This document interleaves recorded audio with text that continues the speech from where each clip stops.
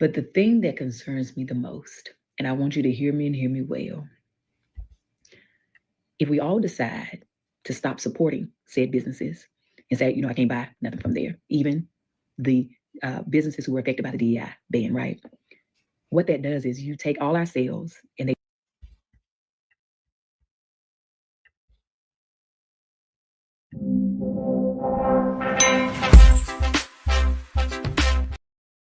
Hi, everyone. Happy Tuesday. How are y'all?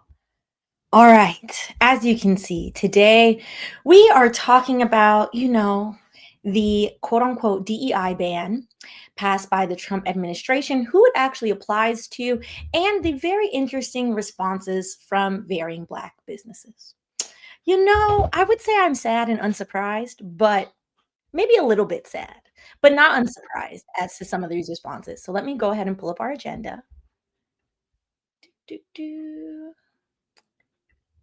Oop.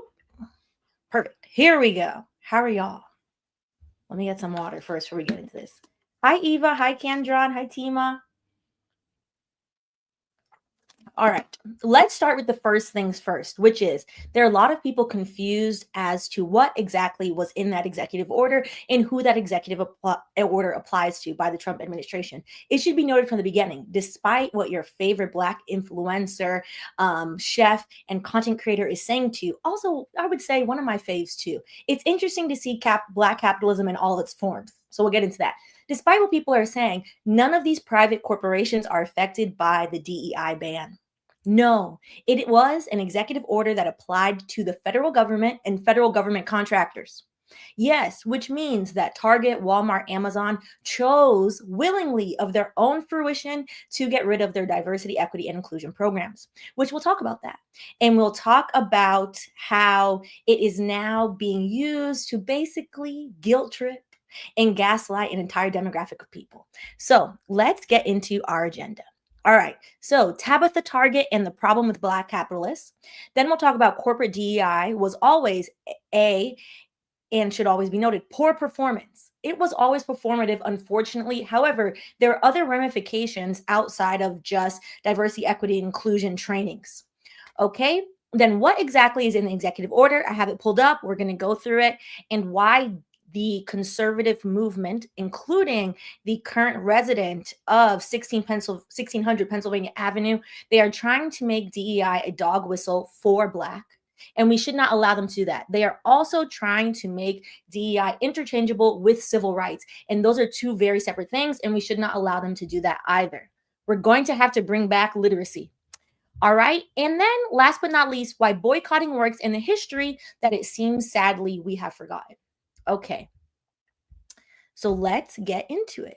It should be noted from the beginning, I think they came out last year, the year before, have been a fan of Auntie Tabitha, and specifically her collaboration with Target is very much up my alley. She loves a bright color. She loves a pattern. However, it sold out very quickly. There were a pair of lemon earrings that anytime I see somebody with them on, I'm very jealous, because I really wanted a pair. However, it should be noted that once Target decided to publicly announce that they are shuttering their diversity, equity, and inclusion program, people rightfully had a very negative reaction. Yes. However, that people did not include the very few limited amounts of Black businesses that are actually on the shelves in Target, which unfortunately, I would say unfortunately for Auntie Tab, she decided to make herself the face of, but what about we, the Black capitalists? We too deserve to fly private on our vacation, and that would require us, the regular degular people in this economy, to buy them lemon drop earrings.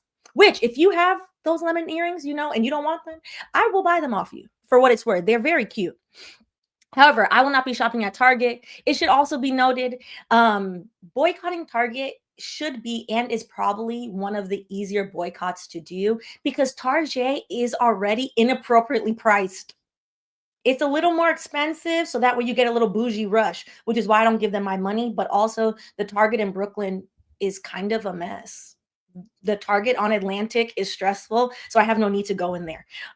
However, let's get into some of what she said. All right.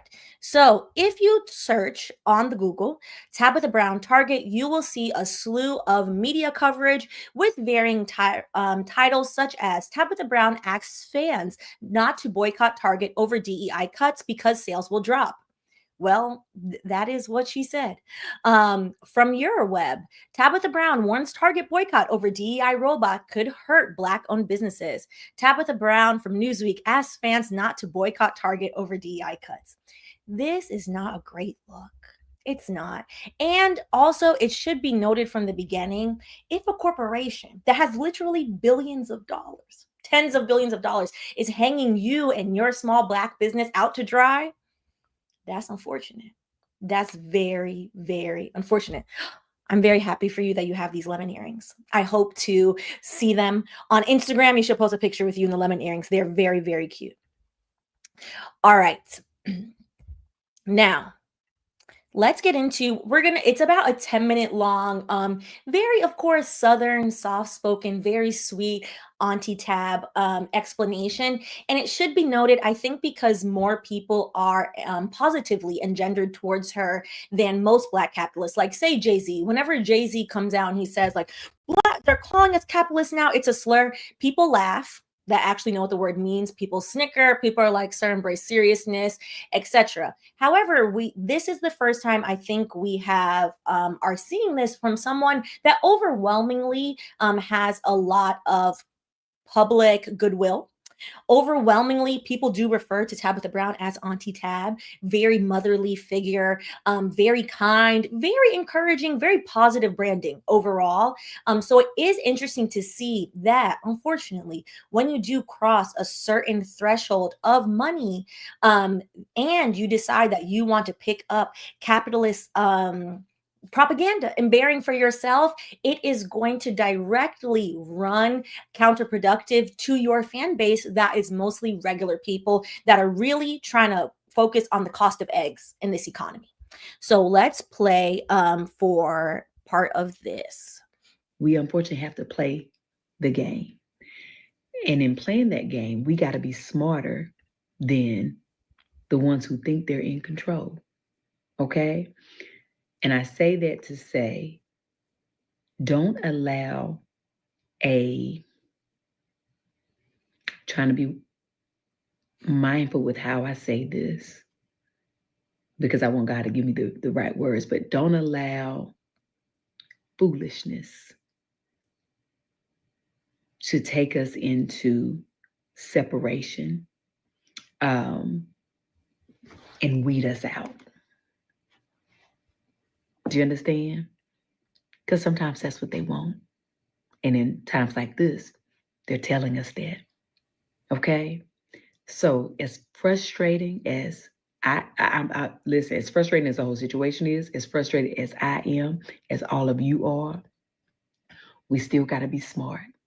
Now, you can still go into those stores if you choose to and buy specific brands that you want to support and let the other things, right, not get your money. That's not how that works. That's not how that works. As well-meaning and as interesting and how sweet it does sound, that's not how boycotting works. If you boycott the entirety of the business, that means that you are not going into the business, which is very interesting.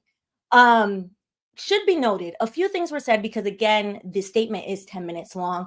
And I think it should also be said from the beginning of this that Tabitha Brown, in my opinion, should not be the face of, oh my gosh, look at what the Black capitalists are doing now. She's just the face of this week, because it happens to be anybody that has any amount of capital, unfortunately, does act this way, because capitalism is a system in which you only succeed because other people are failing. Other people have to literally prop up your dream so that way you can make these caveats, which aren't exactly correct. So one of the things is there are, I would say, like various versions of this going on around the internet, where you have people who are like, oh, I'm boycotting Target. I'm never going to Target ever again in my life. Definitely understand. I won't be going. I wasn't going anyway, to be honest. So it would be easier for me.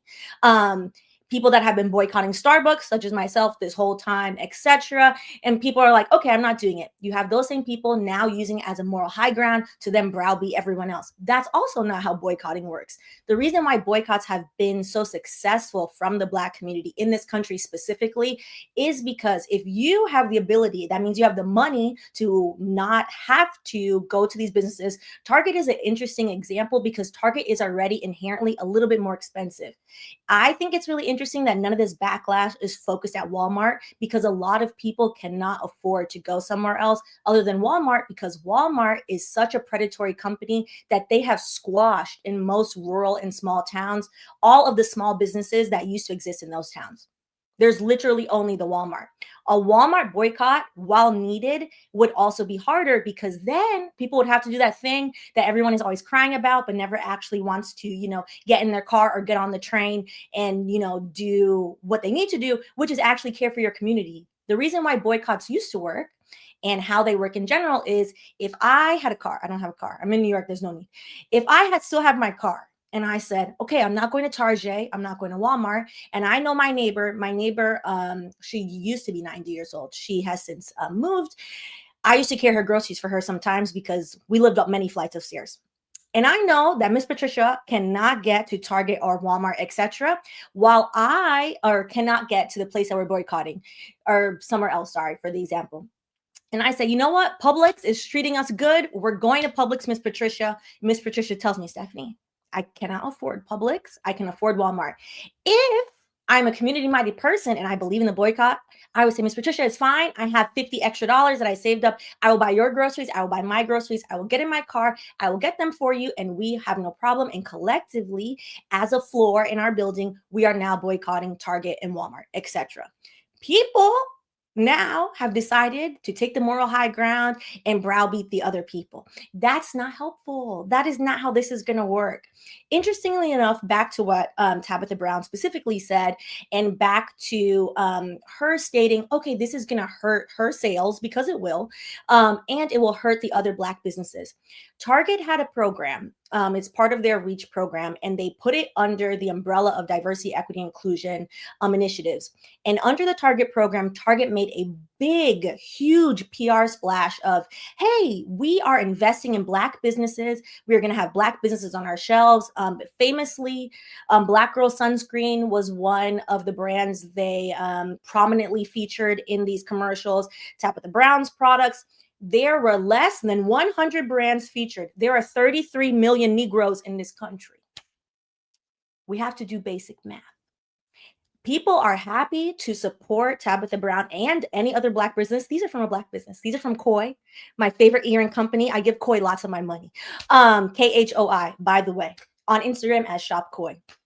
People are happy to support Tabitha Brown. If I find those lemon earrings, I will still buy them, not from Target. They don't want to support Target because Target is basically saying, because now DEI is being used interchangeably to just mean Black. F you, Black people. We don't give a damn. We never gave a damn. And we're moving on. You cannot then guilt trip your constituents into being like, okay, come up in this store that doesn't really want you here, but only buy my stuff. It's not going to work. It's not. Honey Pot is a good example too. It's not helpful. It's not helping the broader goals. And it also is undermining some of the good that those DEI programs did, which we'll get into how corporate diversity, equity, inclusion is overwhelmingly performative. As somebody who was a diversity and inclusion manager for 6 months before I got fired. Remember that? And we'll talk about that in a second. Some of the programs actually were to help the Target employees to hire more Black people at Target. Also, diversity, equity, inclusion impacts more than just Black people. The largest beneficiaries, quiet as it's kept, of DEI have been white women. 70% of the people employed in diversity, equity, inclusion roles are white women. Interesting. Same like affirmative action, unfortunately, which has been almost completely dismantled since the 2023 Supreme Court case. All of those programs, making sure there are more Black regional managers, making sure that Target is an inclusive workplace, etc., all of those programs are being deprecated. Those programs were helping significantly more people for the performative nature of them, the part that was helpful, we're helping much more Black people that work at Target than the handful of Black companies that Target decided, okay, you know, we said we were going to do something, but we don't have to do that much, for what it's worth. All right. And it should be noted, it's been so many years, but 16-year-old me, my first job was a Starbucks inside of a Target many years ago. All right, let's continue. One of the things that if you watch, I don't think everyone did it, but a lot of people, if you watch some of these businesses when they're telling you like, we know harm is going to come to you by shopping in the store, and by harm coming to you, it is a loss of dignity for you to be gaslit into going into a store you know that doesn't care about your dollars. That is a loss of dignity that is unnecessary. So for these businesses to say, yes, but look, at least there is a Black face on the shelf. I was going to say on the bookcase, just so it rhymed, but it's not a bookcase, so that wasn't going to go anywhere. On the shelf, you should feel better. No, because representation is never going to be liberation. Unless we actually say like, hey, you need to treat me the same way you treat your other customers. I need dignity and respect. These programs should stay, etc. Then what are we doing? Besides, you know, I do like her. I think she's lovely. Besides lining Auntie Tab's pocket. What is that doing for the rest of us? Nothing, unfortunately. Hi, Robert. Thank you for the super chat. All right. I think one of the things that is always underlying these conversations is that corporate diversity, equity, and inclusion, to my point, has largely been a very poorly drawn performance by these corporations. Diversity, equity, inclusion now, what the current administration is trying to intertwine it with civil rights. That is not true. That is not correct. These are two very different things. Diversity, equity, inclusion, as we know it, came about because in the 70s, there was a group of, it's Xerox. I finally remembered. I was trying to remember the name yesterday. They were a group of employees at Xerox. Xerox is the original like printing company. And in the 70s, obviously, this is 1964 Civil Rights Act, 1965 Voting Rights Act. Now, all of a sudden, not all of a sudden, now, after so much fighting, you have Black people being allowed into corporate spaces. There were obviously not that many Black people. You think microaggression is bad now? I'm sure it was exponentially worse in 1970. So a group of Black employees at Xerox were like, listen, can we have an employee resource group? We need resources. We need, you know, there's only 5 of us up in here. We need to figure out like, what's the ladder for management? Are you ever going to let me be a manager? Okay, what are the requirements? Can we have extra funding for certain things, etc.? And that would begin the beginnings of diversity, equity, inclusion in the corporate workplace. If you ask the average diversity and inclusion program manager today, that usually, again, 70% of are white women, they don't know that. A lot of people now, because the conservatives have pushed this narrative that DEI is somehow just a dog whistle for Black, don't know the history of DEI. Diversity, equity, inclusion was largely spearheaded by Black people in corporate workplaces. And then also, what was going on simultaneously was in the federal law. We had the EEOC was formed after the 1964 Civil Rights Act, which is the Equal Employment Opportunity Commission. And then you had federal laws which stated you cannot discriminate against people. Diversity, equity, inclusion is a separate thing.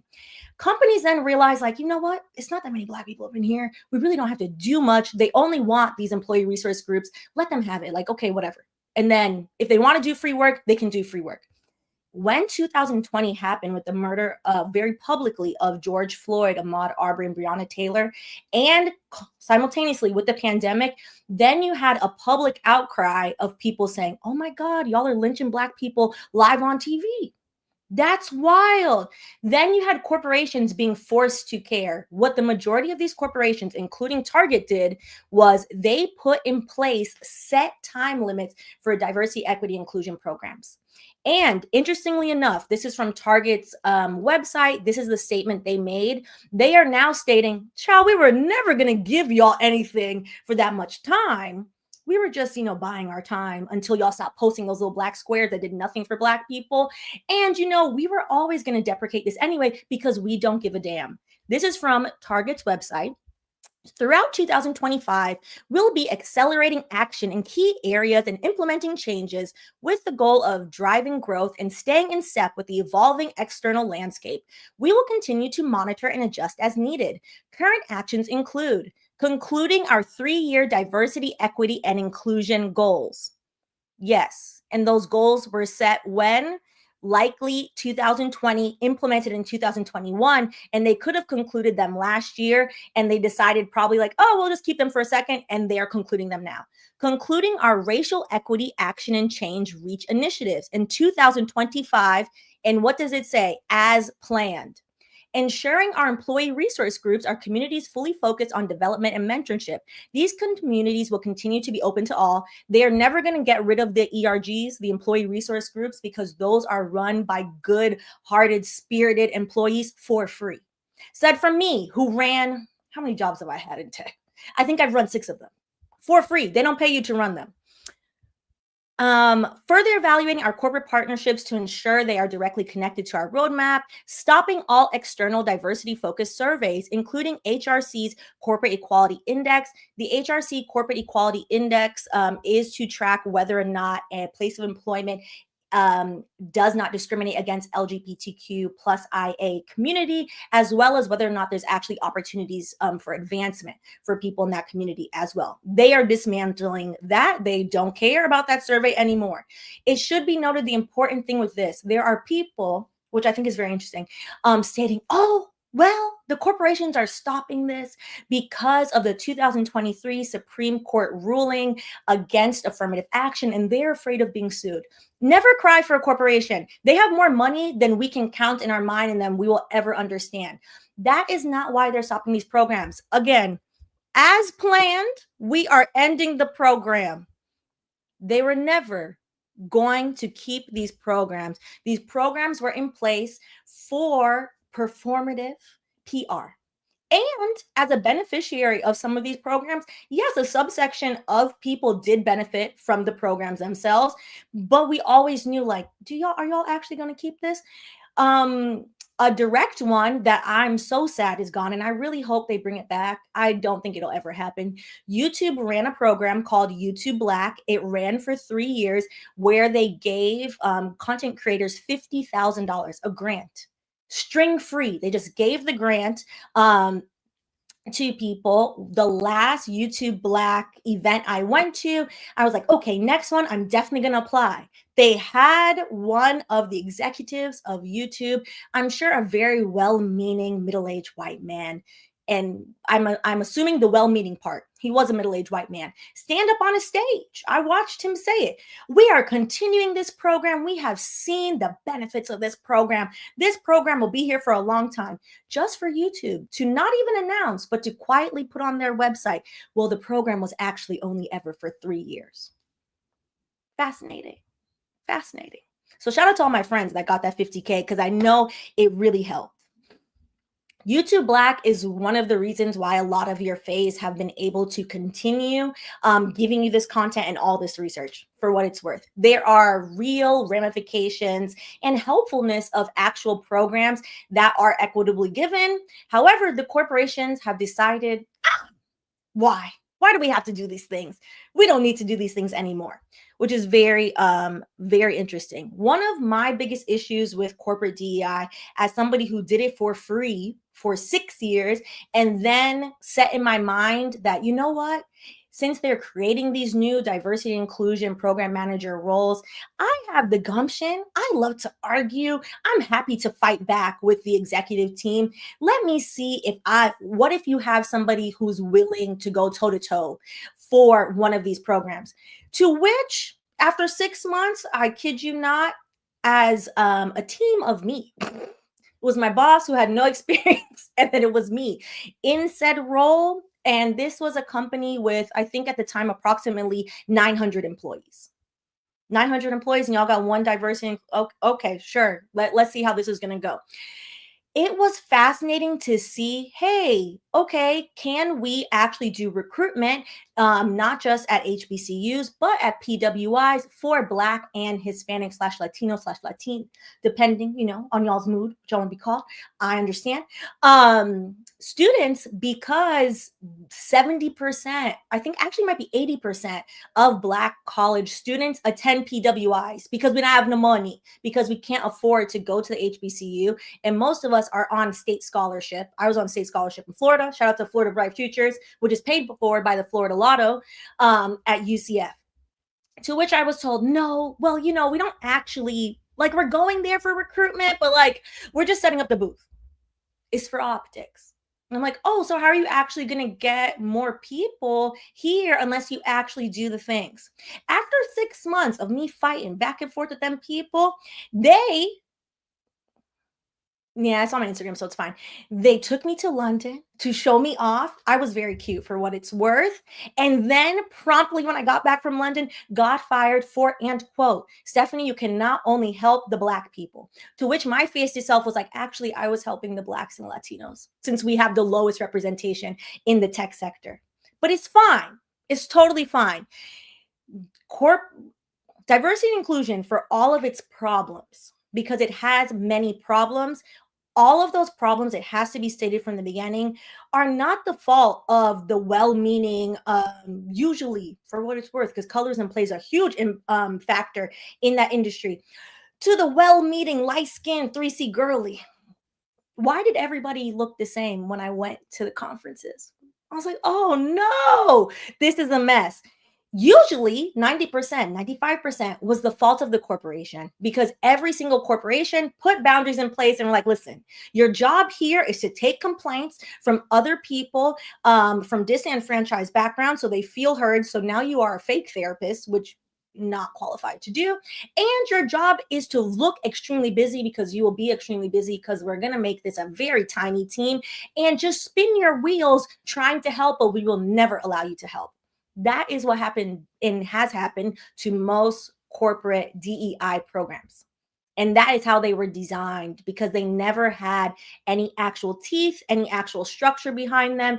And then you had an entire cohort, which I have a Patreon video that we did yesterday specifically about this. You had a very disingenuous cohort, including white women as well as non-Black POCs, as well as much as I don't like the word POC, but people want to use that term in this context, as well as some Black people as well, who then, instead of blaming the corporations for all these issues, then decided that people that worked in diversity and inclusion were not qualified enough, that their lived experience wasn't enough, that apparently they couldn't run a survey, and all these fallacies and lies. Imagine telling a lawyer that successfully argued their thesis from college at the Southern Sociological Conference, and also successfully ran a whole YouTube channel / side media business and lawyered for 7 years, that somehow the fault is, oh, well, I don't think that you can run this regression model. Child, I could run a regression model. It was fascinating. It's very fascinating. And then on the other hand of that, all the very well-meaning people were extremely burnt out and quit, because they realize, oh, this is the Wizard of Oz and there is nobody behind this thing, such as Target. And we're going to make it really big for one more second. Target saying, concluding our racial equity action and change REACH initiatives in 2025 as planned. Part of those REACH initiatives, Tabitha Brown is a beneficiary of those initiatives, where they did for a small amount of time say, we will invest in Black businesses, and we will invest in Black businesses because this is philanthropic capitalism. We will invest in them because it's good PR for us, and we will make more money. And when people are kind of tired of it, we'll just snatch it off. And that is what's going on. I think actually it would benefit Tabitha Brown as well as the various other Black businesses that will be negatively impacted. They should sue Target. That's what they should do. And Walmart and Amazon. They should sue. And particularly, they should have a good lawyer go through their contract and see, what are the stipulations in the contract. Tabitha did specifically say that her contract with Target is for another year. I would guess, based on the language and what she said, she actually has a licensing agreement, so she probably cannot just pull her things off the shelf. For what it's worth, they're likely licensing her name, her likeness, to sell the very beautiful earrings and all the multicolored things, etc. However, that doesn't mean you can't fight back with the actual problem, which is the corporation. The problem is not your constituents who have supported you, paid all this money to you, and are happily willing to support you elsewhere. That's not the problem. All right. So I'm sure people are curious, what is the exact list of who has scrapped the DEI and who hasn't, because that has been very interesting. There are some, I would like to preface this and say, this is from Axios. There are some companies that are keeping their DEI programs that I'm like, oh, that's interesting, but also y'all are still nefarious. So I'm not sure I would give them my money anyway. So companies that have abandoned or rolled back their commitments on programs related to diversity, equity, inclusion include, according to Axios, Amazon, Boeing. Boeing dismantled its global diversity, equity, inclusion department in October 2023. Boeing needs to focus on keeping the planes in the sky. Maybe if they had a more diverse workforce and actual unions, then maybe, they wouldn't have these problems. Brown-Forman, which is the maker of Jack Daniels. Whiskey tastes awful.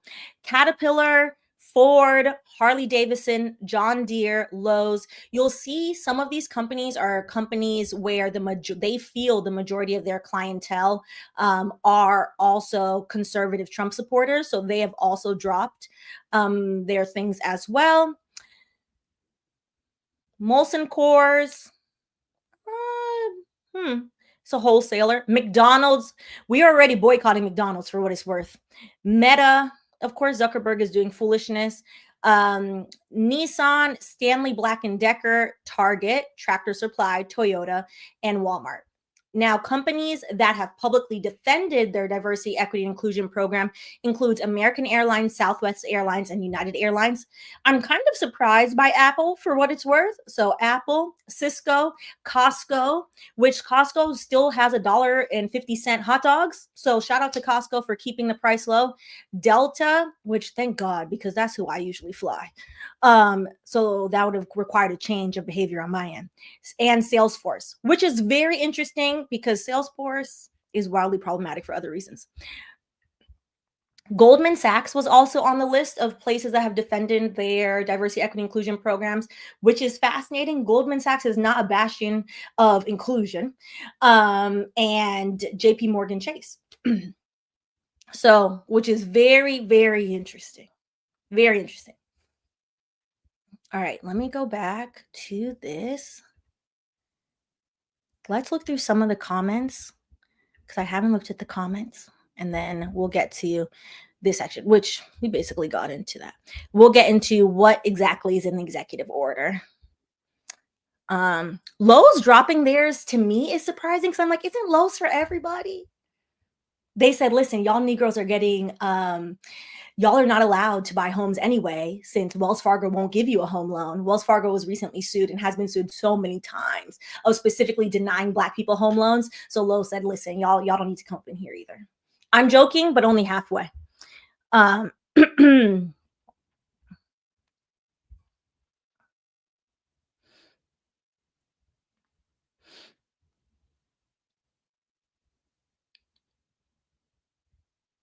Yeah, that shouldn't be allowed. So from Peaches, I can't stand when the quote unquote the ally, it's always people who have self-designated themselves an ally. And I'm like, see, this is why quietness should find some people. Have a leadership position within ERGs that have nothing to do with them. Like, why are you even here? Great day. Yeah. The only quote unquote self-appointed allies that I think are acceptable in the ERG is the executive sponsor, because unfortunately, since they don't promote anybody besides cishet white men, your executive sponsor 9 times out of 10 has to be. But it's like, listen, just sit in the back and don't say nothing.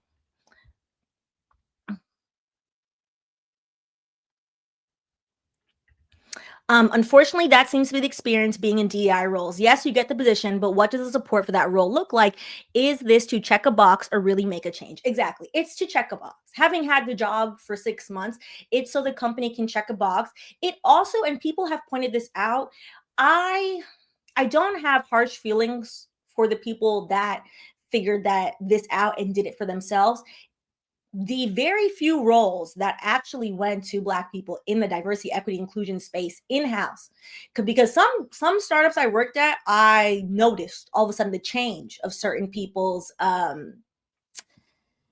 of their title, where certain startups were like, listen, we're not going to hire anybody else. Like, we don't have time to find somebody. They would just pull somebody to do it. Some people did use it as a career stepping stone.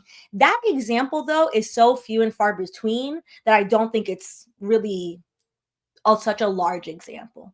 I think the biggest example was well-meaning people getting put into the role and then deciding, wait, this department doesn't have any funding. Like, what am I supposed to do? And also, one of the things that I think goes unsaid with all of like DEI practitioners externally, so like what people realize about the entire industry, because at a certain point, every company was hiring a diversity and inclusion manager. Some changed the language to DIBA, diversity, equity, inclusion, and belonging and accessibility. Various nomenclature went around. One of the things that was never said was, as the DE&I specialist, whoever's in charge of that tiny department, you are in charge of finding the problem, finding solutions to the problem. You are not in charge, nor will you ever see actual consequences. Consequences is what's needed. If you cannot positively incentivize people not to be racist, unfortunately, you can negatively give them consequences and they will stop the behavior. However, that lied then in HR, and HR was also, HR is usually a cesspool, unfortunately. But HR also was not equipped nor given the mandate of, okay, if the diversity and inclusion manager has complained on behalf of XYZ marginalized employee that Bill has harassed them 2 times this month, what are the consequences for Bill? And that is largely why these programs are very ineffective. And in my opinion, a large gaslighting tool towards most marginalized people. Because now you assume like, oh my God, yay, someone's going to help me. And that person is like, child, I'm not allowed to help anybody. I can't even help myself. And it's foolishness. Okay. All right. So what exactly is in the executive order? Because this is where I think a lot of people are getting confused, including Auntie Tab, based on her statement. So this is the executive order issued on Martin Luther King Day. Yes. Ending radical and wasteful government DEI programs and preferencing. It should be noted that all of the language that this administration and his cronies are going to use is highly inflammatory, and they have figured out, I don't even want to give them any credit, because they're plagiarizing. Essentially, they have figured out a way to plagiarize actual civil rights language and nomenclature and use it in an effort to create colorblind, aka France. In France, they have colorblind laws, so that way they can discriminate against people, which is counterintuitive. So, all right. So we won't read the whole thing. I'll just read like a tiny bit. Section 1, purpose and policy. The Biden administration forced illegal and immoral discrimination programs. You know what? White people in general need to constantly feel as if they're being discriminated against needs to be studied. And it has been studied, and honestly, it's foolish. Going by the name diversity, equity, and inclusion. Wow. DEI was really oppressing collective whiteness into virtually all aspects of the federal government in areas ranging from airline safety to the military. This was a concerted effort stemming from President Biden's first day in office when he issued Executive Order 13985, advancing racial equity and support for underserved communities throughout the federal government. Now, this is the list of things that the executive order seeks to terminate. A quick civics lesson. The way civics works and the way that our actual government is supposed to work. Keyword here is supposed to work is we have a tripartite government. We have the judicial branch, which is all of the federal judiciary, as well as the state judiciary. Then we have the executive branch, which is Trump, which is the president, which is all of those agencies.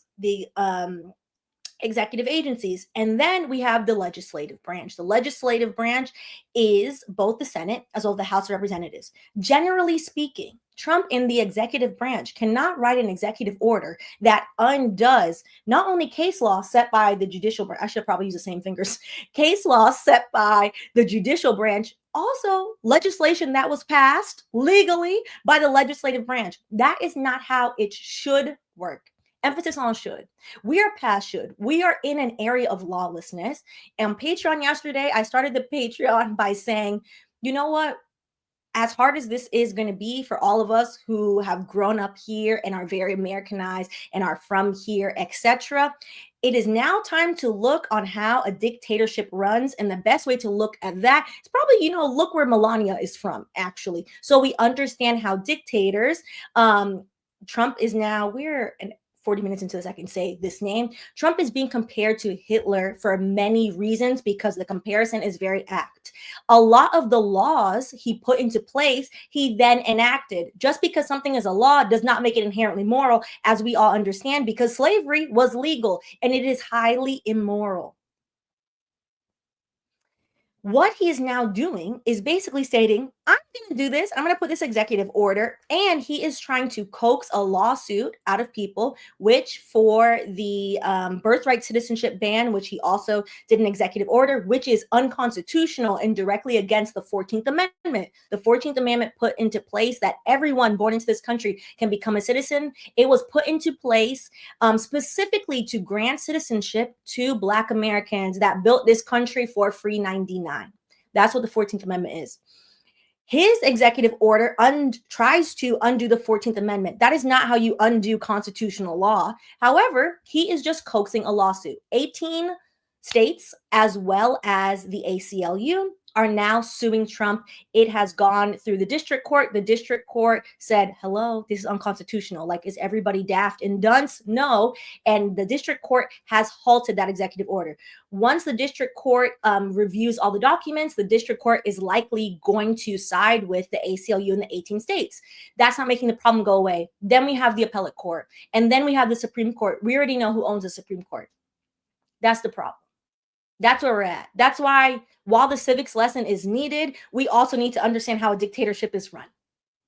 And I don't think we are ready to contextualize that, and which is why this is also very important. To let it be known that we don't agree with any of this, but also to fight back consistently.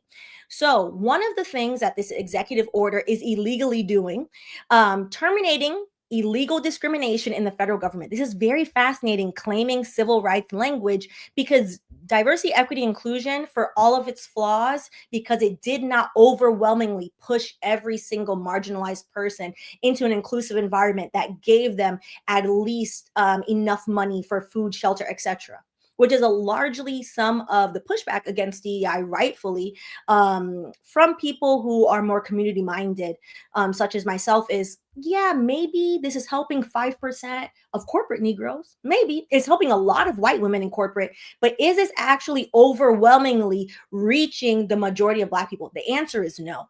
So this is in response to perceived progress. The idea that Black people would have progress is what's causing this.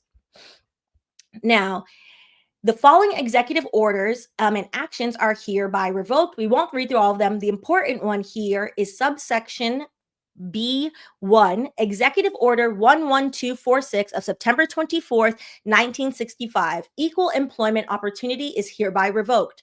For 90 days from the date of this order, federal contractors may continue to comply with the regulatory scheme in effect on January 20th, 2025. That 1965 executive order, equal employment opportunity, that comes after the 1965 Civil Rights Act and the creation of the EEOC. That executive order specifically states, you cannot discriminate, you federal contractors cannot discriminate in your hiring practices.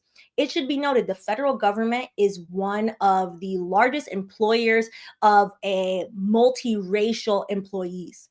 A lot of Black employees, a lot of the Black middle class in the DMV area is because of a good government job.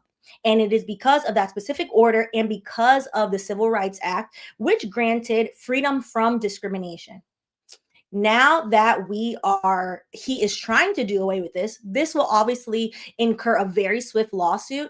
The court is slow. While that lawsuit is going through the process, the people in the federal government that have been classified as either working on DEI trainings, anybody that was hired under any type of diversity, equity, and inclusion initiative, it should be noted, you might not know that you were hired under a diversity, equity, and inclusion initiative. The diversity, equity, inclusion initiatives, I would say, I think are objectively like much more successful and much more equitable than the ones rolled out in the private sector. The private sector ones didn't have any teeth. The ones in the government do. Those people have already been furloughed, and unfortunately, they are being fired. They are being fired during a hiring freeze. So where are they going to be hired?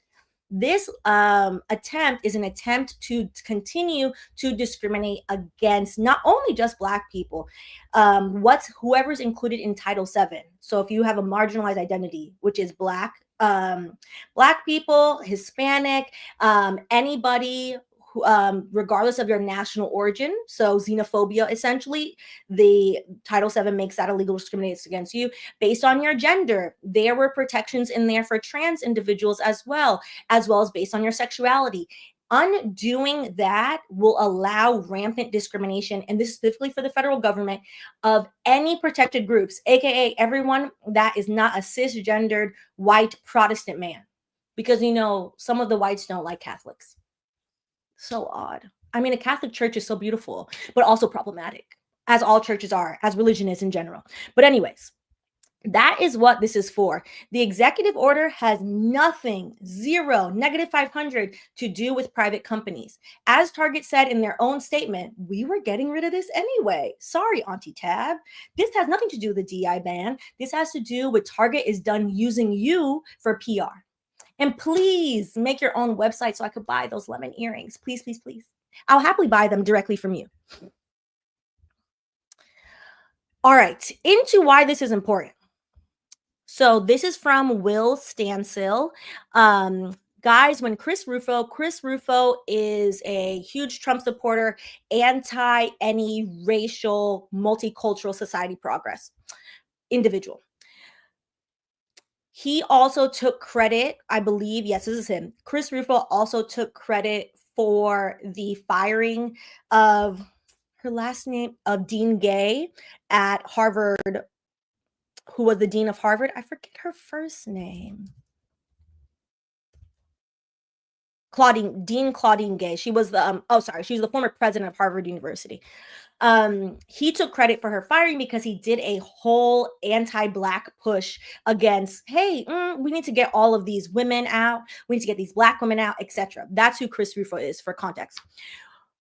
When Chris Rufo and Trump say we're destroying DE&I, we are salting the earth underneath it, and they're repealing regulations that reach back to 1965, they're not talking about corporate diversity trainings. They are talking about civil rights.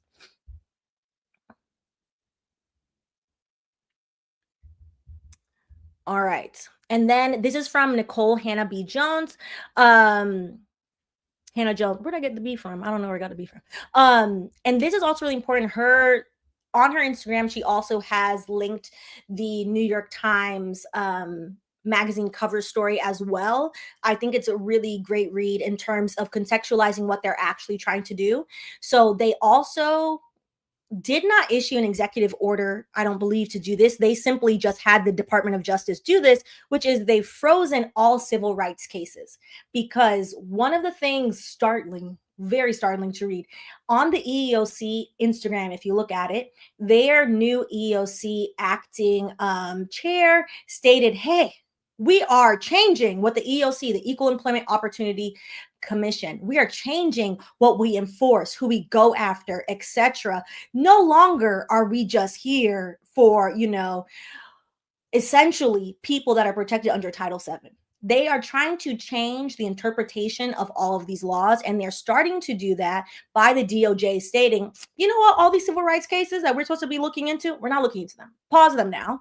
Pause them and let us figure out how do we now essentially spearhead reverse racism. That's what they want to do. Trump's freezing of, which reverse racism, by the way, is not real. It has no basis in reality. Trump's freezing of all civil rights cases at the DOJ is not part of an anti-DEI agenda, but an anti-civil rights agenda. The Department of Justice was founded to protect Black rights during Reconstruction. That this difference is unclear speaks to the success of conservative propagandists and the failure of liberals. As I wrote about in my New York Times Mag cover story last year, conservatives have co-opted the language of civil rights, but the adaptation of fuzzy terms and programs such as diversity, equity, inclusion have made the attack on civil and Black rights easier as they provided the camouflage. The conflation of civil rights and DEI is extremely dangerous because, again, diversity, equity, inclusion, 9 times out of 10, everyone has a problem with. Even the so-called beneficiaries of diversity, equity, inclusion have problems with diversity, equity, inclusion because, again, it has been a half-assed scheme that is for publicity. As a negress, hello, y'all not going to actually change the things we could change. Y'all not going to listen to us. Like, oh, the study that came out in 2022 stated 98% of Black people that had the ability to work from home, so worked in the corporate sector, wanted to stay working from home. That's all you need to know about corporate. Everyone realized the solution is actually, I don't want to be bothered. There are no microaggressions in my house. When you are bothering me, Jim, Slim, and Jenny, I can just close the computer. It's fine. Corporate didn't like that. It doesn't look good if all the Black people don't want to come into the office. It looks bad. It looks bad on the corporation. So instead, they propped up the fuzzy language of, oh, we got to focus on the inclusion part. How do we make sure you make everyone feel included? Stop being racist. No, that's not possible. That's not possible. So instead, let's have trainings and let's talk around the issue. Yes, let's do that instead. Civil rights and civil rights law is actually human rights law. It is, I'm a person, I deserve to have equal rights as guaranteed to me under the Declaration of Independence, which was written at the time when the people who wrote it were literally enslavers, which is why it then had to be amended. The Constitution was also written at the time of enslavement, which is why it had to be amended. The fact that now we have the 1964 Civil Rights Act, which people marched, died, and fought for so hard, being used interchangeably with this fluffy PR scheme, which is what it is. We have to call a spade. This well-meaning on some ends, but overwhelmingly ineffective PR scheme is wildly problematic. They're two different things.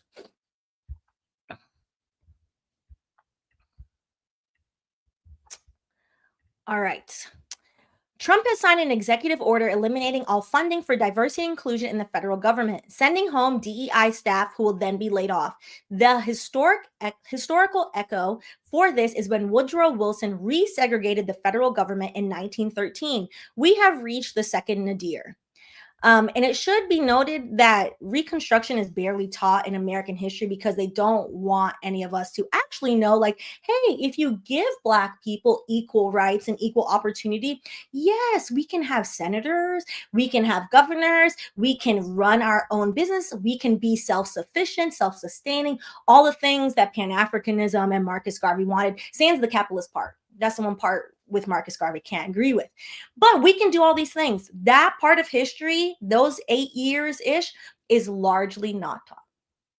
That part of history would blow people's minds to see, like, oh, wow, Mississippi at that point was almost overwhelmingly a Black state. Mississippi still is the Blackest state in the country, and most people don't realize that. I think maybe the state is almost 40% Black. It used to be closer to 50%.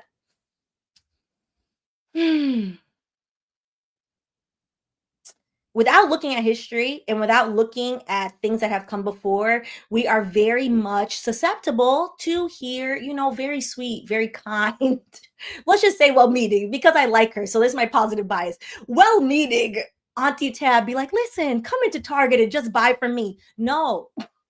DEI might be a PR scheme, but we don't have to deal with the disrespect. No, girl, we're not going in there. It's fine. It will be okay.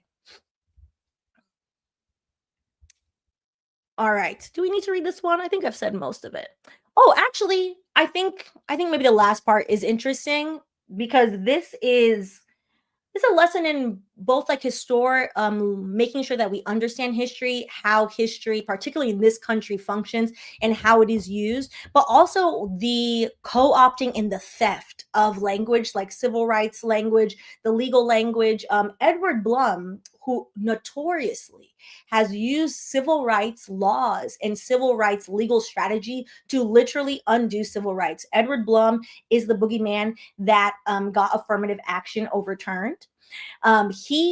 That effort to overturn affirmative action did not start in 2023. As you know, a lawsuit takes a lot of time. It actually started literally almost a decade prior with red hair, Abby with the bad grades, who is his goddaughter.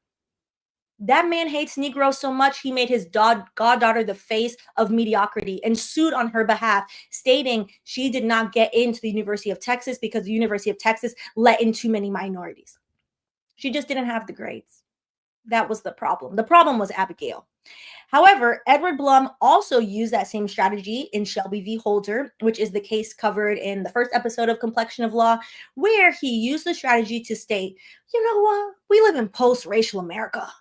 We are into colorblindness now. It's 2013. We don't need these voting rights protections. Nobody's doing poll taxes in the state of Alabama. What do we need the law for? What do we need the 1965 Civil Rights Act, Section 4 and 5? Take out Section 4 and 5. We don't need them. The same day that opinion came from the Supreme Court, the same day they released the opinion, the state of Alabama closed 3/4, I believe, 3/4 of the DMVs in the state that were in Black neighborhoods. They closed those DMV sites specifically so Black people could not get IDs and could not register to vote. And while it did take about 3 to 4 months for a lot of those sites to reopen, because of course people sued, it still has done ridiculous amounts of harm. So largely what we see Trump doing is he is bringing to the federal law and to the nation what has already been tested and tried in a lot of red states. States like Florida, where Ron DeSantis passed, it's been 2 years now. In state of Florida, they will teach your children that slavery gave you, what is the word they use in corporate? Transferable skills. Yes, that people learn things. That is what is in the current curriculum. So it should be noted that none of this is new. However, the only way to undo all of this is to know that it's happening, to know the strategies they're using, and then to create a new strategy to combat this. All right. So just to read this one part, as I wrote in my essay from Nicole Hannah-Jones, as I wrote my essay on the colorblindness trap last year, in other words, conservatives have used state power to prepare a citizenry to accept this new American legal order by restricting our ability to understand why so much racial inequality exists, particularly among the descendants of slavery, and paving the way for us to accept policies that seek to keep Black Americans on the bottom. One of the biggest lies, I would say, and there are a lot of lies in this new administration, is this is a meritocracy. We're doing everything by merit. And as you can see, because of our meritocracy, we have the most qualified. And we have the most qualified everything, and they just happen to be white. The majority of the people that he has appointed have no qualification. Trump himself has no qualification. This is a man that ran for president with no qualification besides bankrupting numerous businesses. He had a for-profit university. People forget this. He had a for-profit university that he bankrupted because who's going to freaking Trump University? And then was required to pay back those students that somehow got bamboozled to take out student loans for his for-profit university. He has so many failed businesses. The new Secretary of Defense, military personnel, not that I'm ever a fan of our empire's military personnel have come out and stated Pete Hegseth has no qualifications. He's a Fox News white supremacist Christian nationalist anchor. Talking like this on Fox News and saying you hate the Negroes does not make you qualified to be in charge of the empire's military. And I think it's really fascinating that the wool is being pulled over, I think collectively people's eyes of, well, he said it's merit-based. Amy Conley is a good example. Amy Conley is a Supreme Court justice. She did not have the experience to be nominated for that position. She just happened to be young, white, conservative woman with a wild amount of children. That is why she got that position. She was on the district court bench, I believe, for less than 3 years. Inexperienced. So now, as they put in color blindness, and this is a meritocracy, by also and simultaneously also allow rampant discrimination, not just against Black people. People are always like, well, it's just the Negroes. It's not going to happen to me. It's going to happen to all of us. Unless you are a white cishet man who happens to be a Protestant, it's happening to everybody. You have a disability, it's you. You were born in another country, as we can see what is currently going on. You do not have to open the door for ICE, by the way. You cannot, unless they have a warrant signed by a judge, they cannot take you anywhere, which we should do a video on that for what it's worth.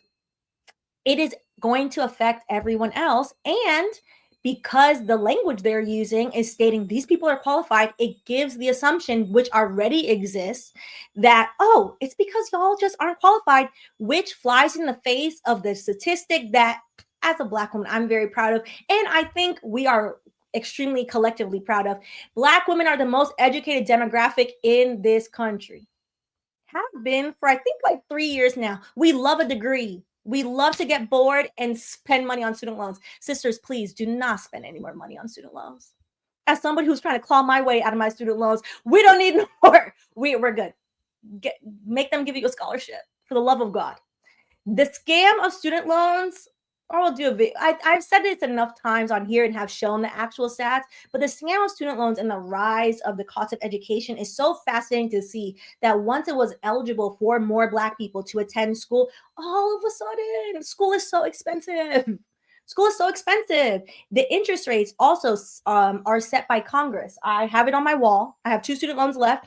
My highest interest rate left is 7.21%. The second one, 6.84%. Unnecessary. But yes. All right. Okay. And the last part, and I'll let y'all go. Oh, because it's been an hour. I've been kind of on time. Okay. Boycotts work and the history that we forgot. How do I say that? My goal is always, and I think Corey said this the best. Corey is one of the people I interviewed for Complexion of Law for that first episode, which is, how do you give information to people without using history as a cudgel to pop people upside the head? While I do believe that sometimes you do got to pop people with a book upside the head, I definitely understand that. And also, that's not my goal. So one of the things I am personally disheartened by as somebody who loves history and in general, I think we have forgotten how far we have come in this place and how quickly it is to go backwards. Unfortunately, America is a racist patriarchy project. We could say all the things, transphobic, xenophobic, all the things. Only xenophobic if you're a certain complexion. You know, they let go of the fact that they hated Irish and Italian people after a while. And then they turned their ire towards other sets of people. I would be remiss to not impart that if you don't fight for your rights, you will just lose the rights. Unfortunately, we have to fight with them, and that is just the way it is. Once you sit back, then you have people like Edward Blum, Chris Rufo, etc., where they just scheme and they scam. They have too much time on their hands. We could get into psychology of it. They're doing it. And one of the things I think we forgot is how effective a boycott actually is, and that you don't need everybody. You just need a large enough amount of people to actually make the person feel pain. That's all. And by person, I mean like corporation, because in this country, corporations are people too. So this is from the African American Intellectual History Society. Highly recommend. They do a daily newsletter. It's great. You can learn various things. And they also, I would say they take a great approach in they tie the history that they're usually telling for the day, usually coincides with something that's actually going on as well. So this is an article by Ashley Everson from September 2nd, 2021, which is Domestic Workers and the Civil Rights Movement. And this is a picture of women riding on the subway in New York City, July 1958. All right. So I'm just going to read this really quick. Throughout the civil rights movement, domestic workers became Throughout the civil rights movement, domestic workers became central to the movement's success. Many domestic workers, including Bolden, were inspired by Rosa Parks' refusal to give her seat on a Montgomery bus to a white passenger and her subsequent arrest in 1955. Once the Montgomery bus boycott launched in response to Parks' arrest, now, what is her name? Claudette. I always like to mention the original young woman. I'm forgetting off the top of my head. Yes, Claudette Colvin. Was that her name? Let me double check. Yes, Claudette Colvin, sorry, is the first person that it was noted, young Black woman, dark-skinned Black woman at the time, that she did not give up her seat. And the reason why it's always credited to Rosa Parks, who also didn't give up her seat, is because Rosa Parks is the colorism child. It's a colorism, and Rosa Parks was a married woman, and it was deemed to be more respectable. So just to note that. Thanks, y'all. Yes, Claudette Colvin. Okay, let us go back to this. Okay. During the boycott, many chose to walk to their employers' homes instead of riding the bus. The boycott lasted for 381 days, 88 days. It's a little longer than a year, for context, which caused them to arrive at work late and, in many instances, fatigued. Many white employers unintentionally helped the boycott because they had to pick up their Black domestic workers who refused to take public transportation. Movement scholars have argued that because over half of the Black women workers in Montgomery during the boycott were employed in white households, the boycott simply would not have succeeded without their support. I think we really need to contextualize. This is 1955. 1955, you have an entire city. And if you go to Montgomery, I highly recommend going to Alabama as a pilgrimage to Black history. And to also meet the lovely people of Alabama who are extremely resilient and often overlooked, I think, in the story broadly of how we came to have these rights in the first place. 1955, you have an entire city of Black women who are domestic workers being like, well, I'm late to work. Do you know what that is? Do you know what it is for Black women who are constantly at the forefront of professionalism, at the forefront of, unfortunately, being browbeaten over the head with respectability politics to be like, listen, I walk to work because I have principles and I'm tired and I'm late. So much so that the majority of their white employers were like, all right, Miss Annette, I'll just pick you up. That takes so much gumption and so much wherewithal that I think that, we can just avoid the target, and or if you have somebody who needs something, you can help them get it from somewhere else. I'm just saying. I think often the effectiveness of boycotting in the history is overlooked because it's very easy for people to be like, well, it's all or nothing. And it's not really all or nothing. You just need to hit the bottom line to have changed behavior. That's it. If we look at the inverse of this, during Pride, I believe we're in 2025, so it's 2024.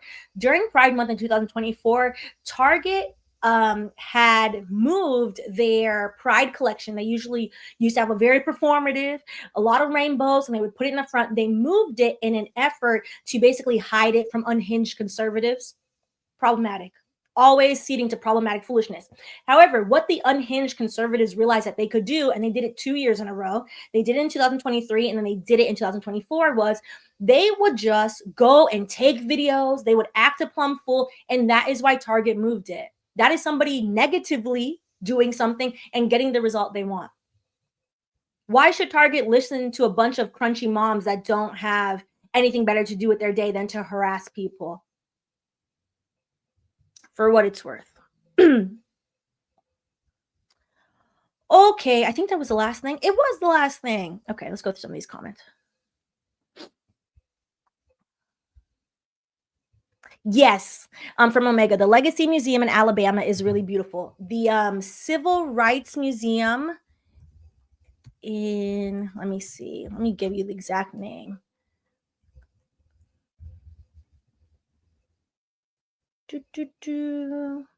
The Birmingham Civil Rights Institute, which is in Birmingham, Alabama, I highly recommend if you're ever there. It is such a well-done museum, and they do such an excellent job they showcase all of the laws and how the laws led to all of, not only you have segregation, you have all of the lynchings that occur, etc. But then how Black people, specifically in Birmingham, as well as throughout Alabama, were like, okay, so we're just going to break the law, and we're going to continue to break the law until you change the law. Sit-ins, most famously, is them breaking the law. It was illegal for them to sit at the countertop, and they sat on the countertop because there is no inherent morality in most of these laws. Okay.